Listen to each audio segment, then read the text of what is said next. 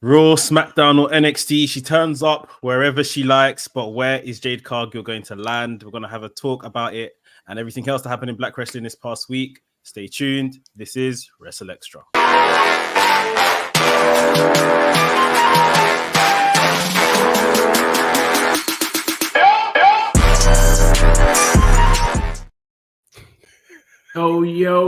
Yo. This is WrstlXtra. I'm your boy, A Dazzle. Always joined by my trios team, Mex, the WrestleManiac, if you will. Yeah. And of course, the man, the professor, the wise man that is Gerard Bonner. Gerard looks so surprised because we've got the new intro and it's like it's so good. Time of the last one. It goes really hard in a very short amount of time. It's pretty awesome. We're on season premiere vibes, guys. Season premiere vibes, just like WWE. As you saw this week, it has been the season premiere of both SmackDown and Raw over the last 3 or 4 days. The most interesting part about all of it, as well as on NXT, is that we saw the great, amazing new signing that everyone's talking about. That is Jade Cargill on all 3 shows. I believe she is probably only one of 4 other people that were on all 3 shows in the last week, including Cody Rhodes, and of course the members of the Judgment Day who are just on everything. I'm surprised they're not on Level Up at some point. You know what I mean? They're on everything.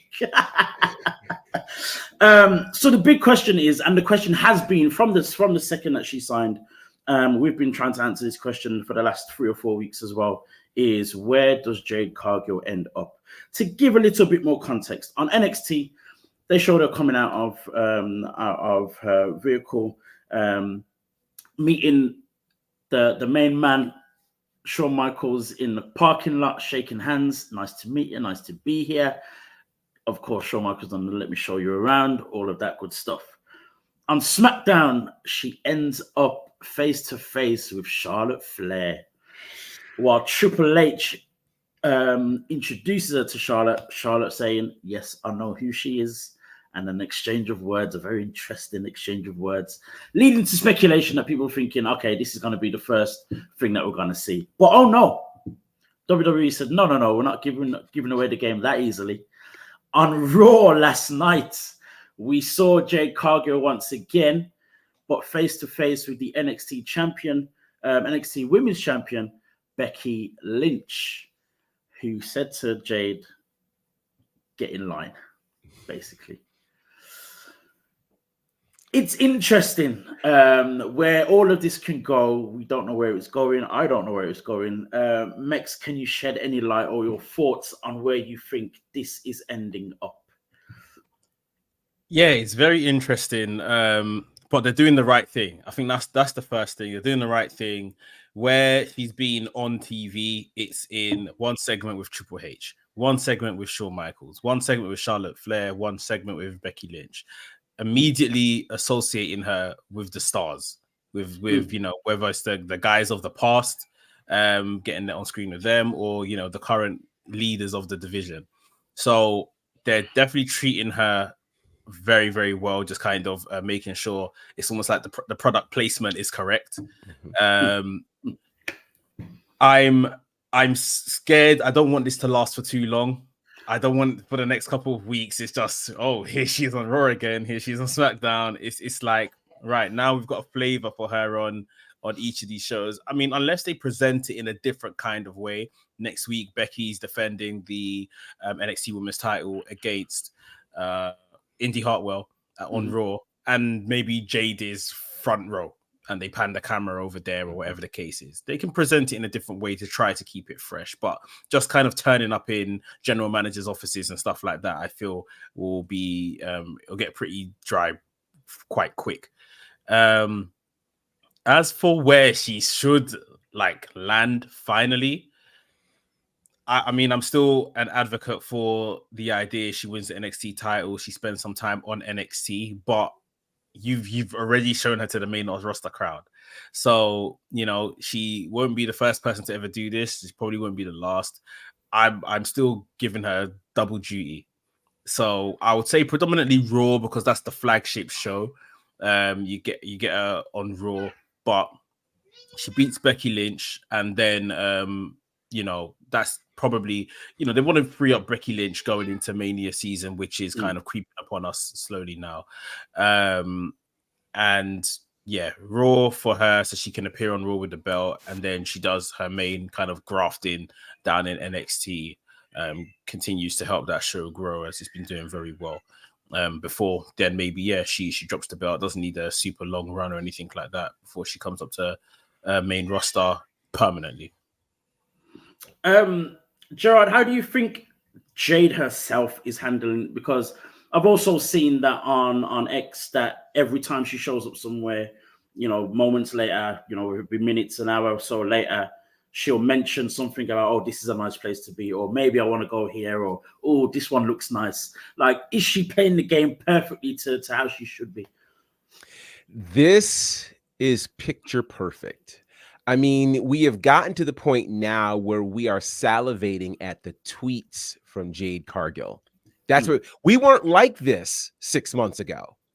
Let's just be honest. We weren't paying attention to her every move like this. It says to me that she has been presented as she should, a star. Think about this, and I'm gonna use a name, and some people will love it and some people won't. Beyonce doesn't tweet every day.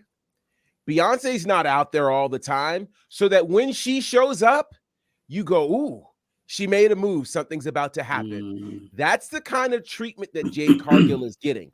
And she is lining this up perfectly. She's not letting anybody take her off her game.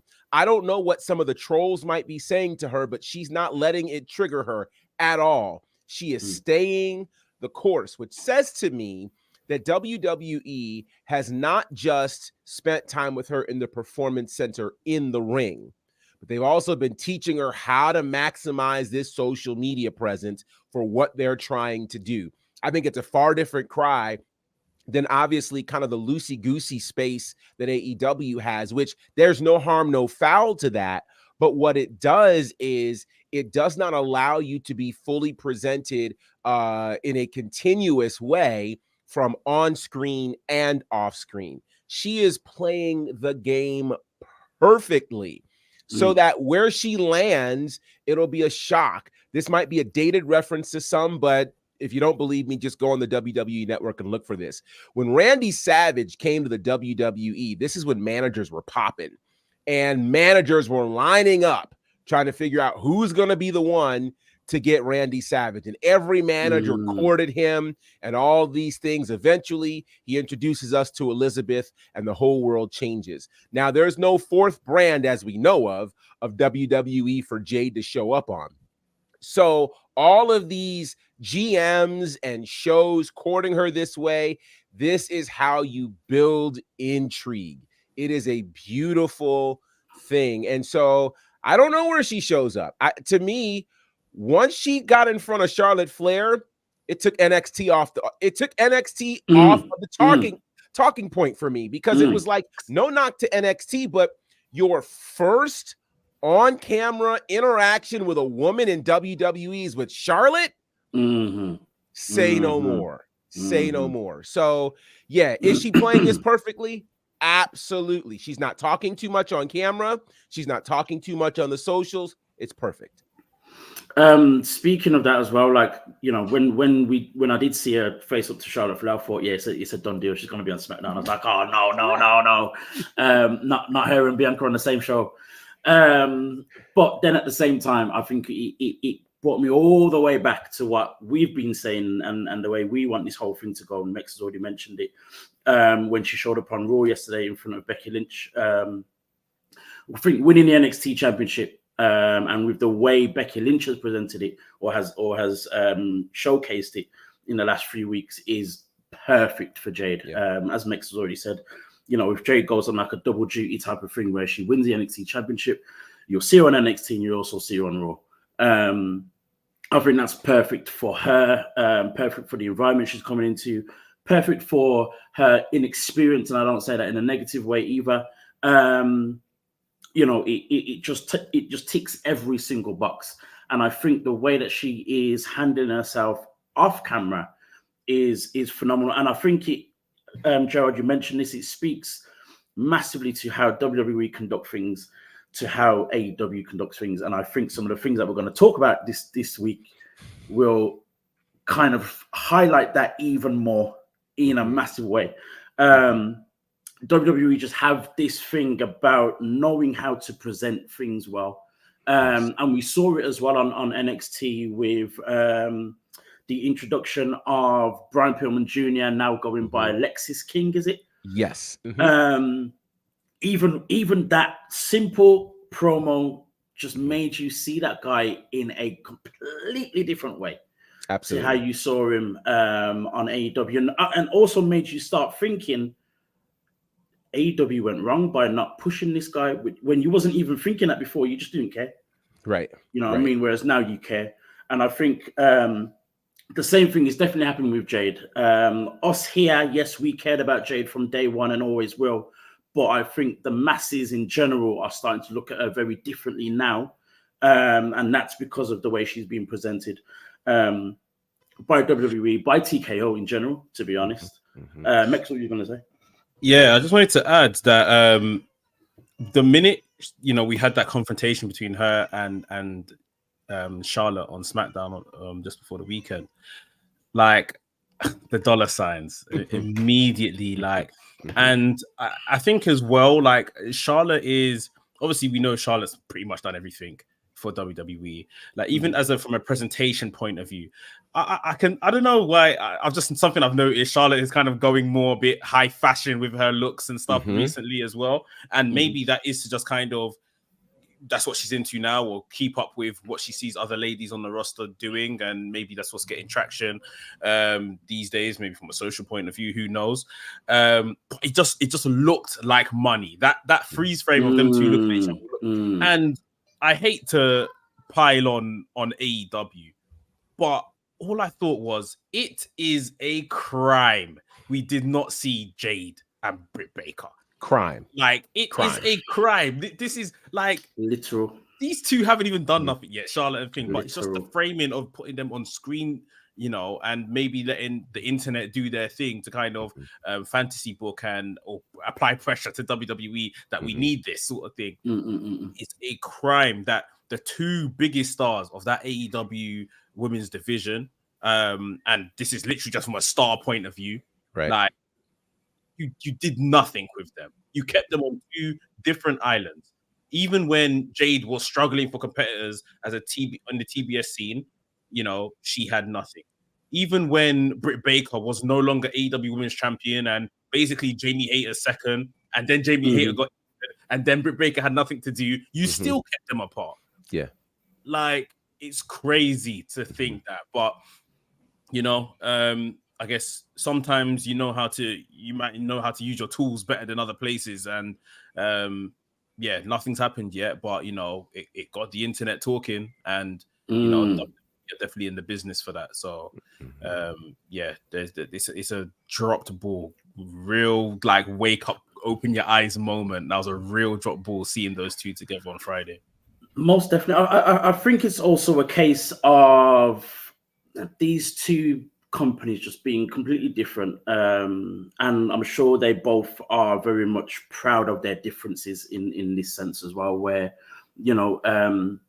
as I've said already, WWE is very much about the presentation, about the way things look and all that kind of stuff, and I think Jade Cargill just fit the WWE scene way better than she ever would have in AEW. It's not to say that they couldn't have done anything with her. I think it's more of a case of it didn't happen because it was never supposed to. They might have thought about it. They may have tried to. Something just wasn't working. She didn't agree with certain things. But I guess the stars just weren't going to ever align. I just feel like it's that type of situation because she just fits WWE way better than AEW. And there are a couple other guys that we've mentioned on this show before who are in AEW that probably would be better off if they were in WWE, namely MJF, probably Wardlow as well, amongst a couple of others. But those two, I think, for me, are the bigger names and the standouts who would do amazingly well in WWE. But it's one of those things. Speaking of this whole WWE AEW thing, of course, on Tuesday as well, we had the clash, the Tuesday clash of NXT and a Tuesday evening version of Dynamite. Of course, going head to head at the same time on different channels. Of course, it was shown in the ratings that NXT came out with a win. I'll be very honest. I'm actually quite surprised.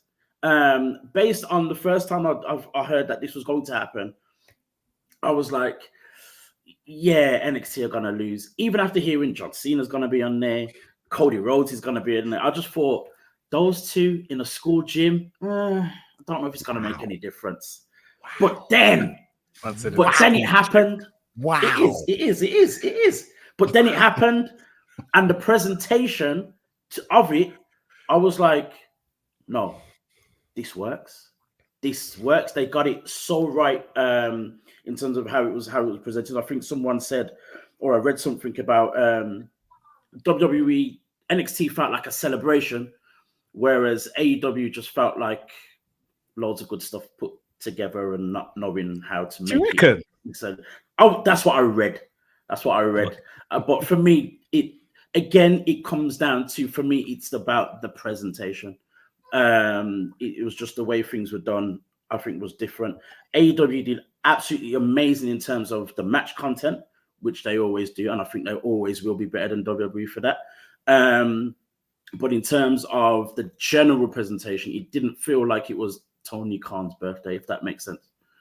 It didn't feel like a celebration necessarily. It just felt like a good show, which isn't bad. But NXT just felt like it's almost like it should have been the other way around.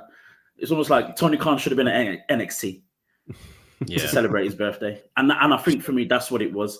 For you guys, how did you feel about this whole thing? How everything went down on last week, Tuesday? Mex, I'll go to you first.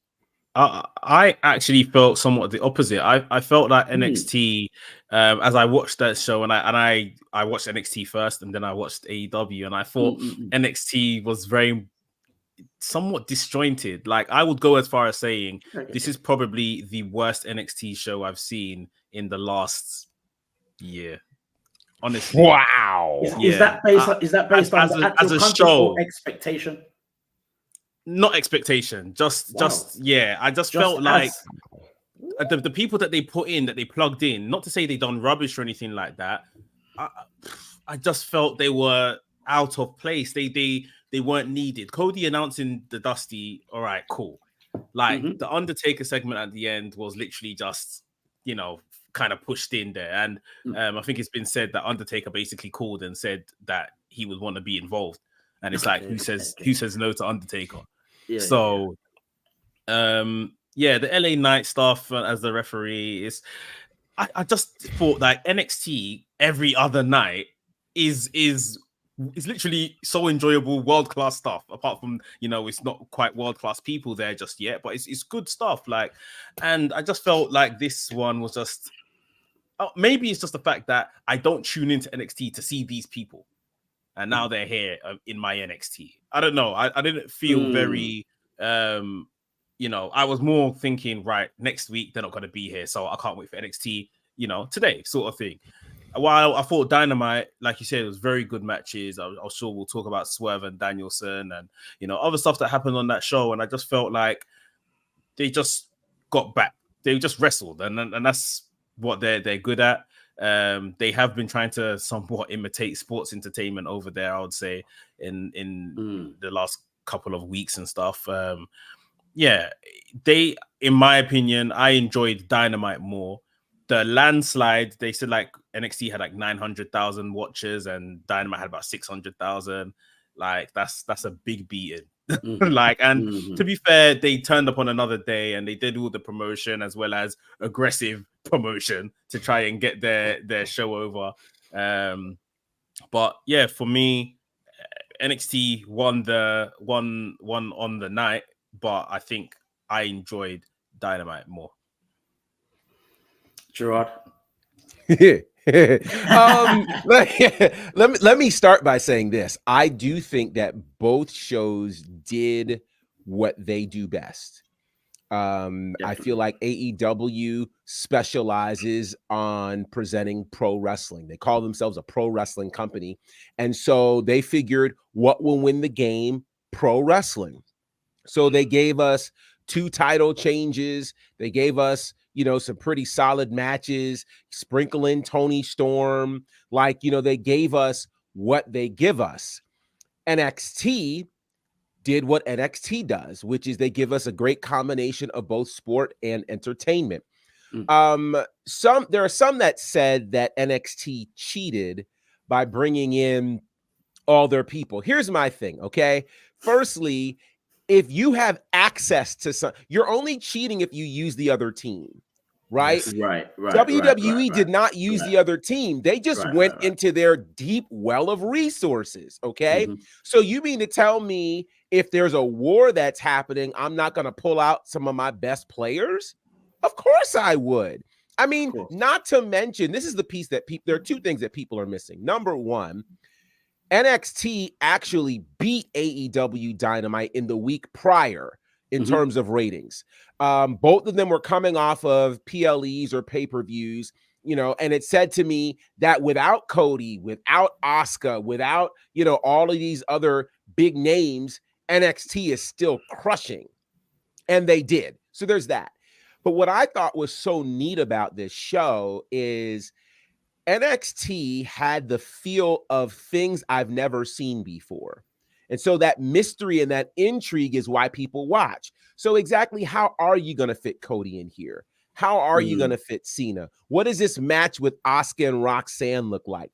Where does Undertaker fall in here, right? And I think the way that they amalgamated all of these pieces into what I felt like made a lot of sense was really exciting to me. To see how Cody shows up. And then it wasn't just him being an announcer, but now he gets to be the guest GM. That means I get the most popular star in WWE at some point throughout the fabric of NXT. Like, that's a win. And we've never seen Cody in NXT before. We've never seen Cena in NXT before. We've never seen Undertaker in NXT before. Asuka comes home to be a star, the superstar she always was. So to me, where these 2 shows were different is that NXT gave us that thing that we like to see with live TV, where you can't predict what's going to happen, and the idea that you'll see some first time ever moments, including surprise appearance from Jade Cargill, right? So you get all of these elements in there. Plus, I think in terms of putting a show together, if you're going to compete, you need to have your strongest element in play at the right time. So, for instance, if I'm AEW, I know they felt like Adam Copeland, his first match in AEW should be the main event. And it should be if he's not fighting Luchasaurus. Right. And if you don't have Swerve and Danielson on the card. Swerve and Danielson should have ended that thing, not started it. So I think part of the challenge with AEW was placement. How'd you put this show together to force me to want to watch? So Swerve Danielson for the first time at the end of the show versus Braun and Mello, which is a great match, but we've seen it twice. What am I going to watch, right? So I think what we saw was, again, the difference between how WWE produces TV and not just wrestling versus a wrestling show with AEW. And again, if you reshuffle some of these pieces for AEW, you might have a closer result. I'm not going to say the result would have been completely different, but a closer result. Last thing I'll say is this. AEW, when they went head-to-head with NXT in the Wednesday Night War, dominated that. They dominated it for weeks, for week after week after week, until AEW said, you know what? We're just going to end this, and we're going to go to Tuesday nights. Let's stop this war. We go to Tuesday nights. So when Dynamite decided, hey, we're going to go on a Tuesday night, WWE felt the spirit of Dikembe Mutombo. Not in my house. You will not. You will not come over here and whip us. We're not going through that again. So, yeah, we'll go get everybody to remind you, don't you ever think, if you need to go on another night, pick Thursday. Don't pick Tuesday. And that's what they did. And I think both shows did exactly what they were supposed to and are very good at. It definitely comes down to just a difference of opinion in how you like your wrestling. Sure, It's not. I don't think it's a simple case of one was literally better than the other. It's down to preference more than anything else. And and this is why for me I expected AEW to do better, because from what I understand, or from what I see myself, is that most people would be invested in the wrestling more than the entertainment, because NXT is heavy on the entertainment, sometimes a little bit, maybe a bit too cheesy at times and all the rest of it, but it's heavy on its entertainment. So I just thought that AEW would do better. But both shows did great.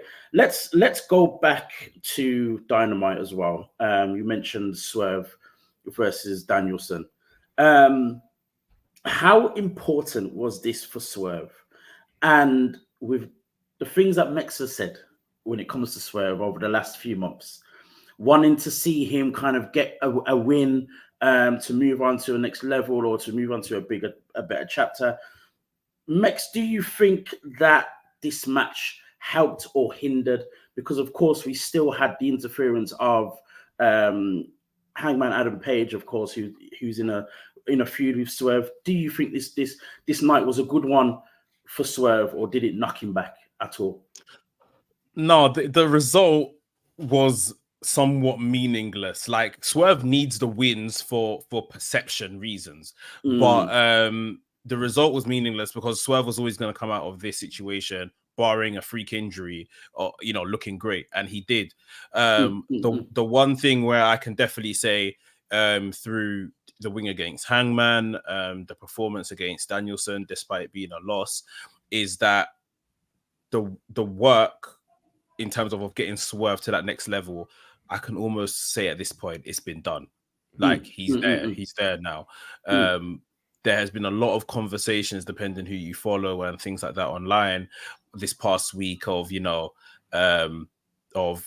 MJF isn't going to be the champion anymore, who should be the next champion. By default, Jay White's name is in the hat because obviously he's the number one contender. The next person people are saying is Swerve. Wow. They're talking about mainstream. They're talking about mainstream appeal. Swerve's name has been in the conversation for the past week. And for me, it's worked in terms of us getting Swerve to where he needs to be, that next level that we've been talking about. He's arrived. It's just a case now of, has he arrived to those that book the show? In terms of public perception, he's there. He's now there. So it's just now maintaining, keeping him there. He does need wins. This Hangman stuff is obviously still around, which is good. So there's that, and then probably other things himself and the mogul affiliates could fill their time with, but we have to keep him hot. That's the main thing now. We have to keep him in and around this conversation. It's no half-hearted booking.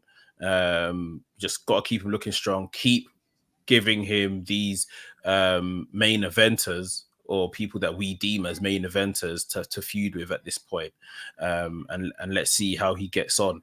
But yeah, he's in the conversation, which is a lot quicker, I guess. He's got there a lot quicker than I thought he would, based on where we were having this conversation, probably over the last 4 weeks, or maybe from about All In or so. Gerard, what do you think has been the difference in these last few weeks in terms of the perception of Swerve for the fans? Because over the last, probably this year, we've seen the tag team champion Swerve. We've seen the in-between of not knowing what to do with Keith Lee and Swerve kind of thing. And then this whole weirdness with the mogul affiliates and Parker Boudreaux and this other tattooed guy, and then some 3 other big hench dudes that we don't know what we're doing with them, and nothing's making sense. But all of a sudden, as Mex just said, Swerve's now, in the top 3 names of the next person to have the AEW championship. What has happened in those 2 or 3 weeks with perception of the fans? I think it goes back longer than 2 or 3 weeks. I think it really does go back to the lead in to All In London. When he was added to that card in a tag match against Sting and Darby Allin, you know, who people already perceive in the upper echelon of AEW. Certainly huge fan favorites. And ever since then, he's been on an incredible roll.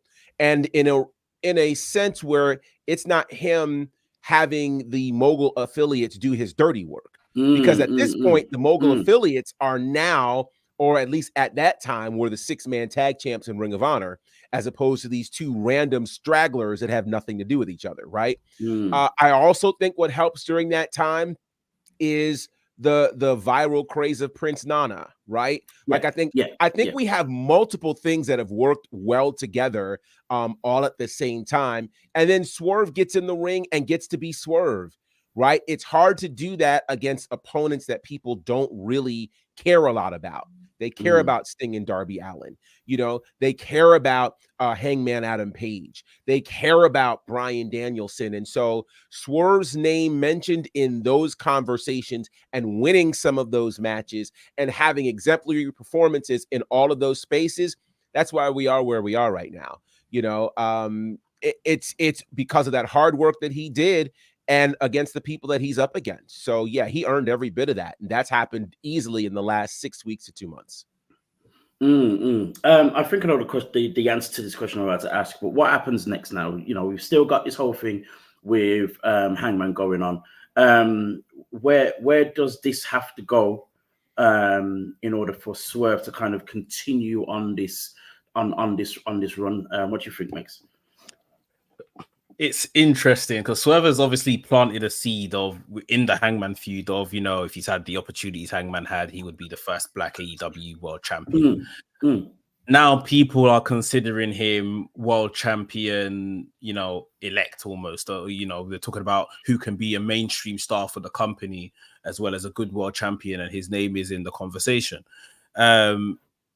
So it would be a bit wild to say that, you know, oh, he should go and win the TNT title, or he should go and win the international title from this point where he is right now. It would feel like a bit of a come down, despite the fact he hasn't won any singles gold on AEW TV. I don't know if I should make this comparison, but I think this is a safe place, right? So I'll try it. Yeah, I'll make the comparison now. Okay, just bear with me. We switch to the other side for a minute. Rey Mysterio, Logan Paul looks like that's on the agenda. I think Logan Paul is going to win it. I think Logan. I want him to win it. I do. Yes, I agree. I agree. Totally. I think he should win the United States Championship, and I think they're setting that up for maybe a big WrestleMania win for LA Knight. LA Knight beats Logan Paul for the US title. And that's how we're kind of slowly getting LA Knight there. Because I won't lie, I can't compare LA Knight to Swerve right now. I wouldn't like to do that. I think Swerve is a much better all-round. For me personally, LA Knight is just a bit more gimmicky, which people enjoy, which is fine. I enjoy him as well, but like, yeah, Swerve is a lot more captivating. Let me say that. But same way, it's like the drive to the top with LA Knight. People are saying he should be world champion, this, that, and the other. They're taking the slow road at least. Put him in the US title scene, let him see what he can do, etc., etc. A part of me thinks for Swerve something similar, but at the same time, not everyone needs to take that road. Now, AEW, the way they framed their show, like MJF, I don't know how much longer he may be champion well into next year. Like that's just the way things go. Like obviously Jay White, I think this Jay White thing is just filler. As much as I would not mind at all if Jay White beating for that title, I think it's filler because obviously a certain Mr. Punk was supposed to be here and isn't here.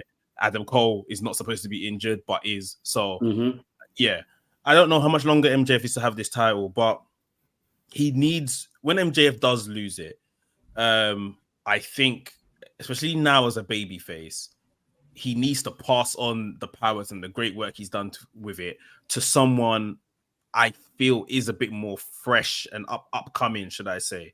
Someone like Swerve, in my opinion, that hasn't had this level of acclaim before.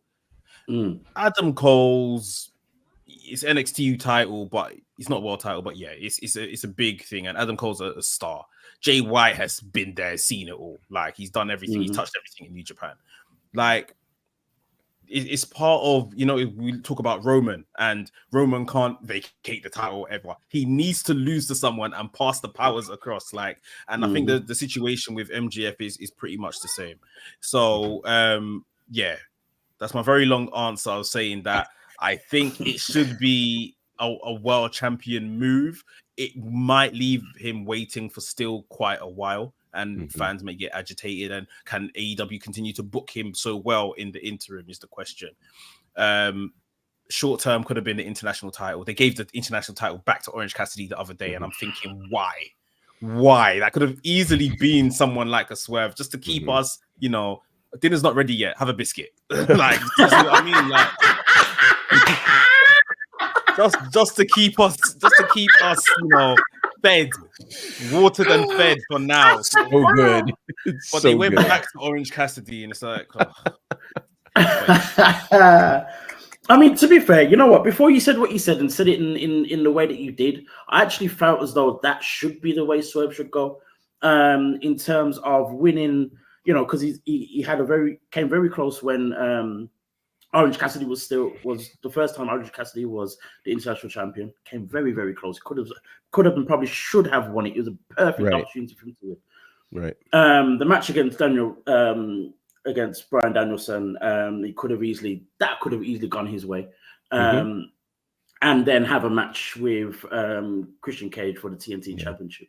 Yeah. Whether he won it or not, I don't think it would have mattered, but it would still kind of have him in that scene, and he could, you know, they can pick and choose whichever championship he goes with. I think he needs to win one of those two before moving up to the World Championship. And if it is going to be a long-term thing, that's even more reason for him to win one of those two championships, to then push him towards the AEW championship. But before this conversation, I've not even thought of Swerve being that high up, if I'm honest. But if the fans are saying it so hard, there's obviously got to be something there, and that's a very good thing. And as we've said, you know, just this last couple of weeks, or these last maybe month or so, a lot has changed for Swerve in a very positive way, and in the way that we were wanting it to happen. There's so much more we can talk about on this as well, but to mention another champion, a black champion, a very recent black champion, and actually a recognized champion in Ricky Starks, thank God. The Absolute is now seriously Absolute. But this past week on Collision, a very interesting thing happened, guys, where Ricky Starks came to the ring to interrupt Bryan Danielson and, of course, Adam Copeland, formerly known as Edge, while siding with Christian Cage, the current TNT champion. Ricky Starks started talking to Bryan Danielson, you know, saying that he's coming for him, or the rest of it, they've still got beef, blah, blah, blah. And that he's now an actual champion, the face of Collision, and all the rest of it. And then turned to Copeland and said, "Don't look at me with those bug eyes. I'm talking to this guy." What the exchange that then happened between these two was so off script, so cringe, but yet, it was just crazy. So then Copeland has then likened Ricky Starks to a vanilla midget version of The Rock. Lord. And then, of course, Ricky Starks then says, "Oh, that set me right over the edge."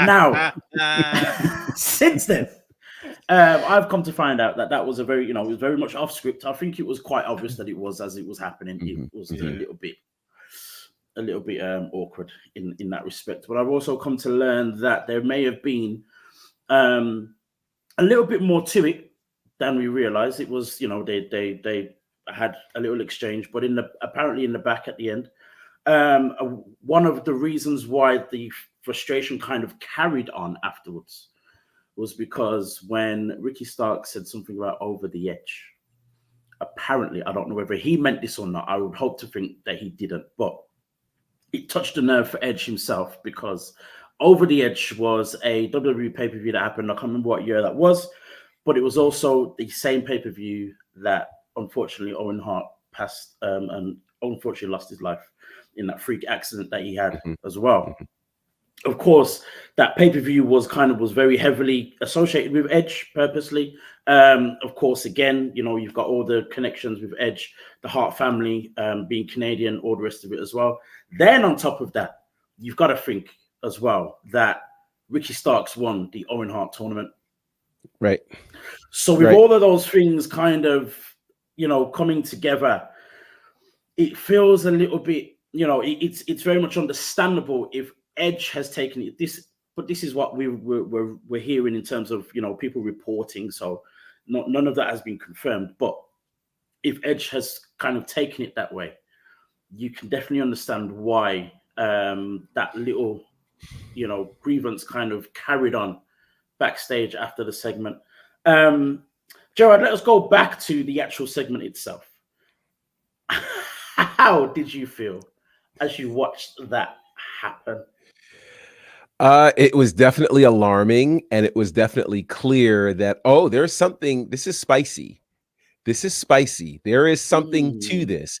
And it almost felt like it wasn't supposed to happen that way, but then they were very much in the moment, and you're not going to upstage me.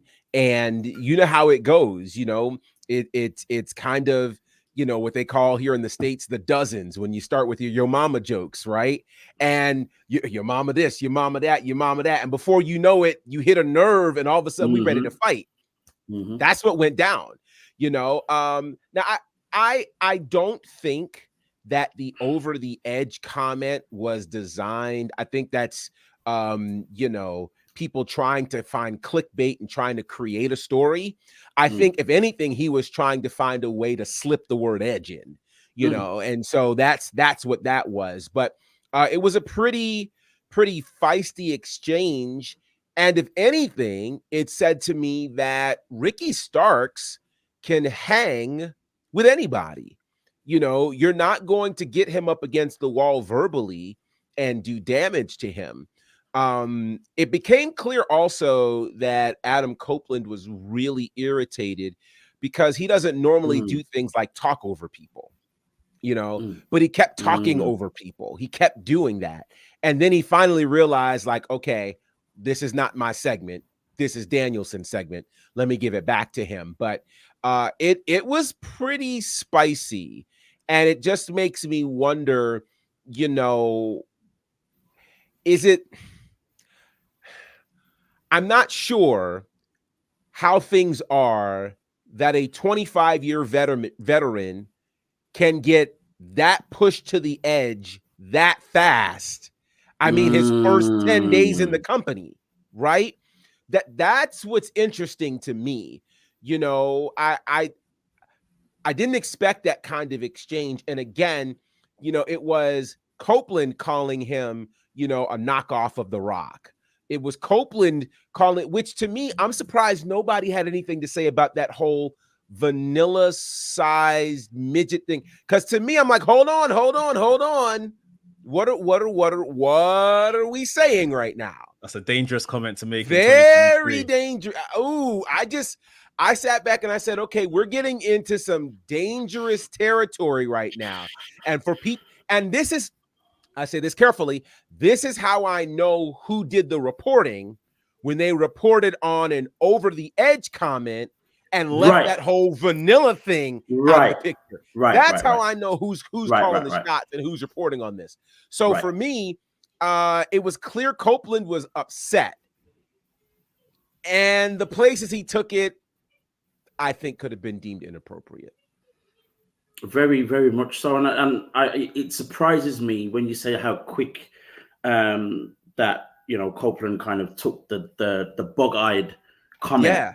Yeah. Just got riled quickly over that. And then obviously we had the exchange that we had. To give you even extra context to it as well, Gerard, you mentioned, that Copeland isn't used to and had to talk over people and all that kind of stuff, or felt the need to talk over people. AEW is known for not being nowhere near as scripted as WWE can be as well. AEW doesn't wait. Like with WWE, for example, you have to get to a certain level before you kind of get that space where your stuff isn't scripted. You can say what you want, you know, kind of thing. Whereas with AEW, it's kind of like that's just how it is.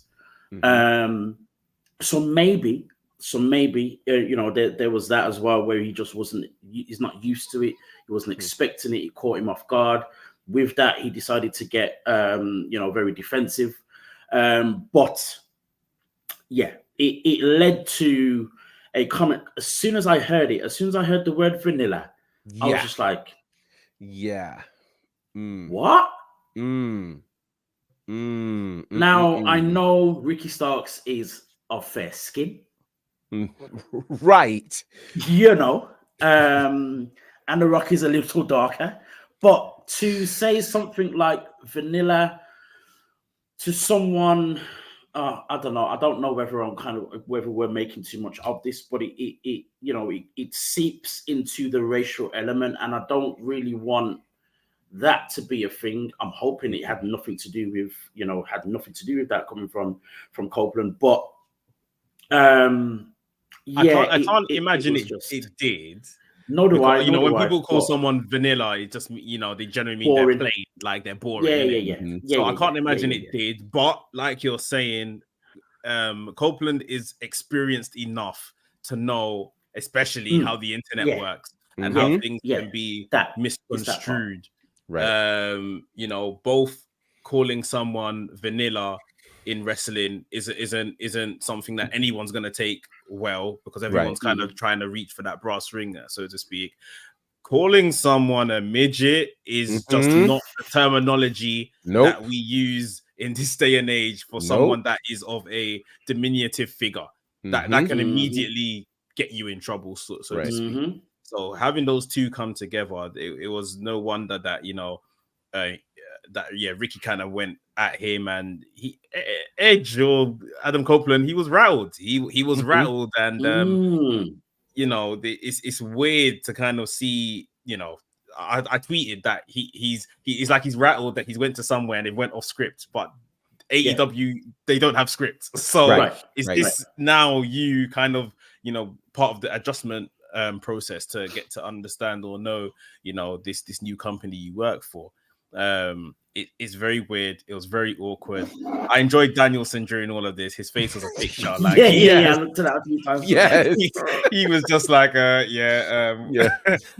it's something. But this also, I mean, this could be reaching, but I also kind of thought, is Ricky Starks, again, someone that we've said that's someone that they're rolling out the red carpet for at the minute, trying to do everything they can to ensure he stays in the company.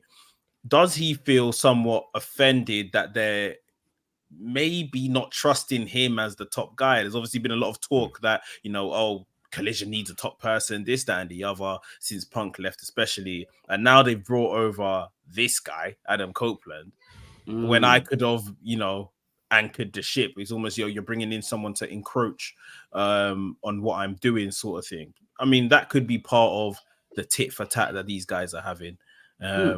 I'm sure it will be cleared up by next week or whatever, but yeah, very interesting between the two of them.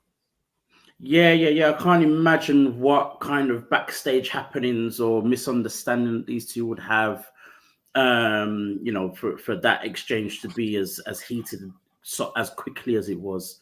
I'm guessing it was more than anything, you know, just Adam Copeland just being in a space that he was unfamiliar with and just wasn't ready for it, and his way of dealing with it was to get defensive very quickly. Hopefully lesson learned, and I'm sure it would be for someone as experienced as he is.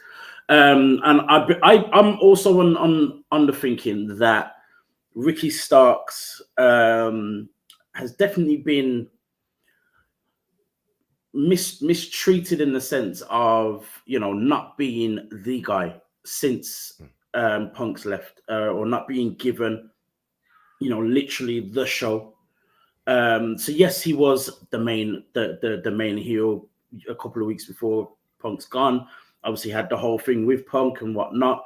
He's now won the AEW Tag Team Championship, but it feels as though he's they've pushed him back a little bit more than pushed him forward. And again, it's definitely down to the way they are now booking all 3 shows with all the bigger stars on every single show.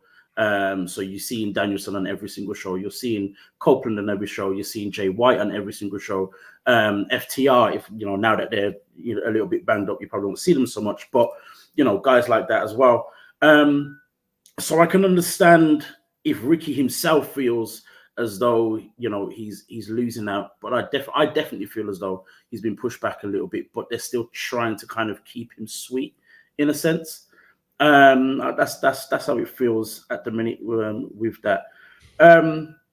That was all a very weird and very awkward segment to watch. I watched it back a couple of times, and there's no way I can kind of make it feel as if it was okay. One question I will ask is, if there was no controversy involved, who came out on top?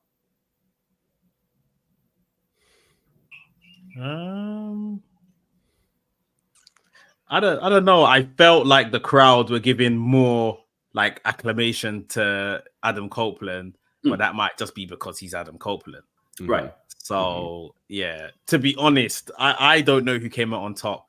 My face was like Danielson's. I was just thinking, are you man gonna stop? Are we gonna get this back on track? Or right. Right. Yeah, I probably need to watch it back, to be fair. I'm thinking Starks because he rattled Copeland. I mean, to me, to come in on your first exchange and rattle a 25-year veteran that they've literally rolled the red carpet out for. Right. Oh yeah. And it wasn't even your segment. So one comment was enough to do it, and then you could hang with him. I give it to Starks. Fair enough. The man who's coming out on top of all of this for me in all of that madness is Christian Cage. He's my God, yes. My God. Mike, I've always loved that guy, but right now he's back to where oh man. He's that guy's phenomenal right now. He's phenomenal. Yeah. Moving away from all things WWE, from all things AEW. There is something else that we need to talk about really quickly before we go. There has been a change in the atmosphere. The universe has shifted.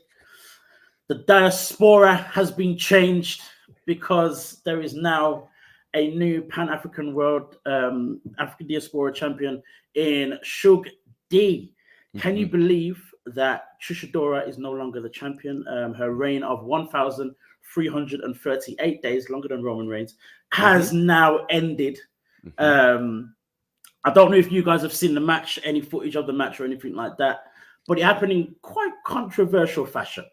It was at Fight Club's Thriller show that happened over the weekend in the triple threat match with Trish Adora, the champion, Shug D, and Darius, I forget his last name. Darius Carter, that's the one. Darius Carter in a triple threat match. It was interrupted kind of halfway with Eel O'Neill, who has like the equivalent of like the Money in the Bank contract. He's got like this wild card. He came in and kind of messed things up for Carter. That took his attentions away from the match. And then the exchange between Shug and Trish Adora happened. And the pin was somewhat a little bit weird. You can actually find the whole match, the whole match on Fight's Instagram page. It's on as a reel. It's on the Instagram page, the whole match. So go and check that out. But the big talk is Trish Adora's time as the Pan-African World Diaspora champion is now over. The PAW Championship is the first and only recognized world championship in pro wrestling that is here and made for wrestlers of color. So that in itself is a massive thing. It was also Pro Wrestling Illustrated that broke the news on a wider scale. Gerard, you are very close to quite a lot of these guys. You see them quite often. You're in and around these guys quite often on the independent scene. How did you feel when you saw this happen? Did you ever think this would even happen in our lifetime?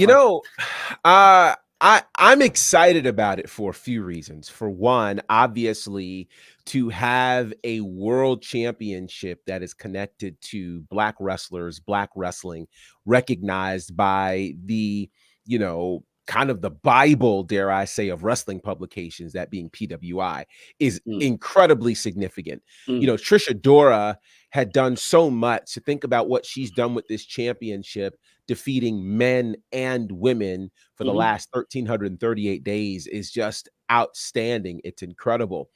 To see Shug D win this championship, it kind of feels like the home team is winning. When you look at a guy who has been in this business for nearly 20 years, who has literally traveled the world in the 7 seas, and everybody's looking for something. And in his case, what he found was something amazing. I mean, think about, where the pandemic really halted a lot of careers. It catapulted him into mainstream conversation, with the whole Pineapple Pete situation in AEW. And he was able to leverage that, again, as Shug D, going all over the place, being a major part of a lot of moments. And again, it's kind of, you keep traveling, you keep working, and you end up in the right place at the right time to be able to be trusted to become a world champion. And so I'm super proud of Shug D. I mean, I don't know if it's a little known fact. I mean, if you got to see the very first Battle Slam, he and I did commentary together. And the very first, actually for the first few episodes of Battle Slam, we were working well together. And, he is just an incredible person. And so to me, to see somebody move from being deemed just a journeyman and just kind of traveling around the world to now being a recognized world champion, that is special. And it's kind of that reminder that, again, people who look like us and people like us can have these opportunities. We work hard, we do what we need to do, and the opportunities show up in a major, major way. So salute to Trisha Dora for all that she's done. And again, what great opportunities await her, from being a female in the New Japan dojo to her work with the infantry and ROH, so there are still great things awaiting her, and perhaps even, a really good run at the ROH Women's Championship. But with that, I say I'm excited for Shug D. I think this is a great opportunity, and there's no telling what he can do with this world championship. Most definitely. For to give even more context, to go back even more, the show that Fight Club had before this one, where Shug D actually called out Trisha Dora. So this was the third time he's faced Trisha Dora for that championship. He's lost the first 2 times. Right. And one of the things, it came out of nowhere. I think he won a match. At the end of the match, he was in the ring, kind of half dead, and was like, I've lost out. That's what it was, actually. He was having a match with Elo O'Neill for this wild card, and he lost the match. So what he did instead was call out Trisha Dora and said, listen, I probably won't be able to earn it, but I'm just going to ask for it. You beat me twice. You've been the better person 2 times. I'm just going to call you out. But the interesting thing that he actually went on to say was, give me one last chance before you can't come home again. So he was obviously basically then, referring to the fact that, she's now in ROH. She's going to be doing this whole thing with New Japan. She's going to be here, there, and everywhere, and can't be able to defend the championship as much as, as probably people would want to, she would want to, and all that kind of stuff. So for him to then come back and finally win it is poetry for me. Mex, what is your thoughts when it comes to what Trisha Dora has achieved with this whole thing in this, I think it's 3 years now that she's been the champion. This championship kind of came out of nowhere. Now it's a recognized championship.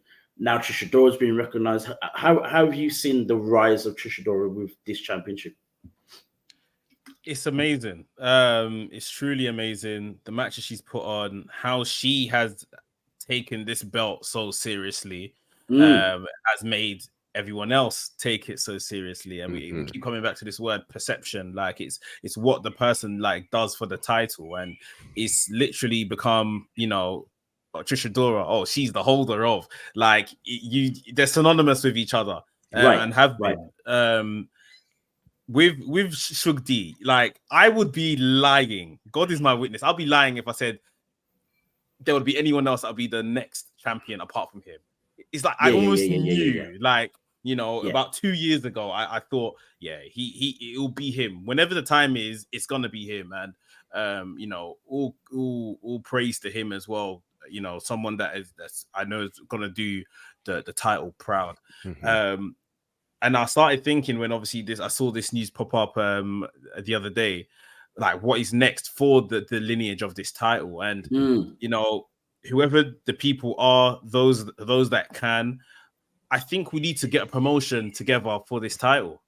I agree. The title needs a home. It needs somewhere that we can say that, you know, whom in Trisha Dora established this title. This is where now we all gather to basically see who the champion is, and it needs a base. And you know, I don't think it's nowhere near as impossible as it may have been, certainly in the pandemic, when, you know, the title kind of really started making waves. So yeah, I think that's probably the next step. It's not going to be easy, but I think it's a necessary thing, more so for, you know, because people would have still seen this title pop up and had funny stuff to say. But this is, you know, like Gerard said, it's a recognized world championship by PWA. It doesn't get any better than that. You see what I mean? So yeah, the next question is, well, where can we find this world title? What can we watch to see it regularly? And that's what whomsoever, even as a community, we need to kind of come together and have a think about how we can make something like that happen. Yeah. And I think with that said, I think Shug D is almost the perfect person to be holding it, because in the time that I've known him, when I first started doing all of this, he's literally the first wrestler that I actually met in a small town in England called Cheltenham. And, you know, from then on, we've kind of always kind of had, you know, good conversations, met up with each other and stuff like that. He lived in England for 2 years, up in Leeds, and was very important to Tidal Wrestling up in Leeds, who at one point, and I think have been the only UK promotion who had at a point had all their championships held by black people. Wow. That's unheard of in the UK. To even have enough people on the card to have the titles in the UK is crazy. And, you know, there's been so many other things that he's been behind and been a front runner for and been an advocate for and stuff like that. So I think for me, he's the perfect person to kind of take it to a next level. And that's not solely based on his in-ring skills or how well he's known and all that kind of stuff. It's simply because of the passion that he has for what he does more than anything else. I think he's the perfect person to take it to whatever that next level is. And I think it having a home, or at least having more frequent matches, or showing up in more recognized promotions or bigger promotions, stuff like that, is going to be very, very important for that championship as well. So yeah, it's going to be very interesting. I think, you know, Gerard, you mentioned you know, Shug's journey and all that kind of stuff, being here, there, and everywhere. But I think for me, him winning this championship isn't necessarily the pinnacle. I think it's the start. I agree. Because I think what he does with this is going to be the difference. It's going to be the legacy, not necessarily him just winning it. But what he does with it is I think is going to be the next level, the next stage for both him and the championship itself. And I think it's very much needed, and it's very, very important. That championship needs to be seen here, there, and everywhere, not just because it's a black thing, but because that championship is beautiful in general anyway. It is. And to your point, you know, I think one of the things that it does is when it becomes more visible, people start acknowledging it more. You know, I think at this particular point, you know, being able to see where it is and see where it's going, and, you know, it can be very much a world championship in the ilk of what the NWA World Championship once was, traveling to multiple territories, being defended in all of these kinds of places. I think, you know, even if we do land on a home promotion for that, which I think, you know, if Darius Lockhart is paying attention, Ase might be the space to do that. Which, by the way, Trish Adora and Aja Kong will be main eventing that first show on December 1st. So I think it's gonna be it's a brilliant move. The cool thing is, with independent wrestling being a real thing these days, with all of these promotions that are out there and a number of the promotions that Suge is connected to, you know, it can be a traveling world championship. And it can get visibility in multiple places. Should there be one solid home? Yeah, but it's also pretty cool to see it turn up in some of these other places. And in the promo that he did following the win of that championship, he talked about taking it to several of these other promotions, which I think would be a brilliant move. You know, even in some promotions that may have never seen this title before, I think it would be a major move for them to be able to see this. So I'm excited. I think the possibilities are endless for what he can do, especially now that the world's back open and he can really travel with it. Yeah. And just to say as well, for Trish, she defended that championship in England a few times as well. Wow. We saw that with our own eyes at Roy Johnson's Everything Pattern last year? Yeah, last year. Yeah. So Trish Adora was never scared to travel with it. And we already know that Suge is ready to travel with it. He already has a defense coming up soon. I think it's against Jocelyn Navarro. Wow. That's coming up soon. Yeah. So that should be interesting. But listen, guys, this has been our time. This has been WrstlXtra. You're watching on the WrestleManiac UK YouTube channel. Don't forget to like and subscribe and click that notification bell to see this guy Mex put out all things in terms of the reactions to WWE, AEW, and everything else in between. Find Mex on the WrestleManiac UK Instagram page, on WrestleManiac UK, and the WrestleManiac.uk on X. I think I got it the wrong way around. No, that's right, isn't it? Yep. I got it right. Oh, wow. This guy, Gerard Bonner, you can find him on all things Bonafide, also on The Faction Show, The Nightmare Factory, Battle Slam, WWT Live. You might see me there as well tomorrow. And all these other places he's been turning up in and has been asked to turn up in, and he's been requested because everybody wants to see Gerard Bonner. You can also find me, A-Dazzle, on Instagram on Black Russian Alliance and BWA Dazzle on X. Guys, this has been our time. This has been our show, and we will see you again next time. Peace.